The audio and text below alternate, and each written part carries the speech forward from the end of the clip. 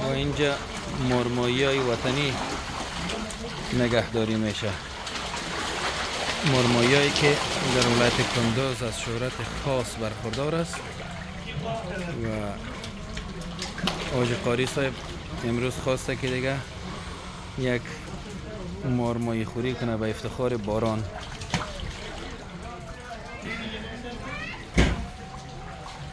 جای دوستایی که نیستند خالی.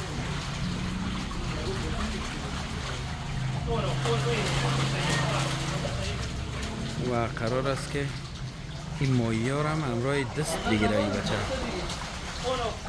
اینجا دیگه تور نیست و چنگک هم نیست، فقط با دست این ماهی ها را میگیره. ماهی های دریایی. بالاخره موفق شدیم که یکی از ماهی ها را شکار بکنه تا یکی بخیر پخته شود.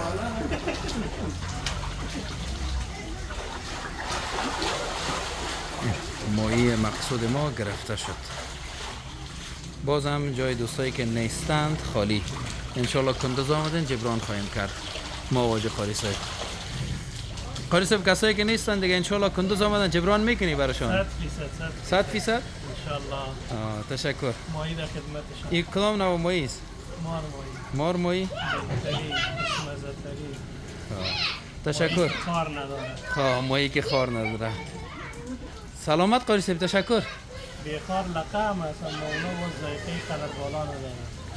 تشکر قاری صاحب، تشکر.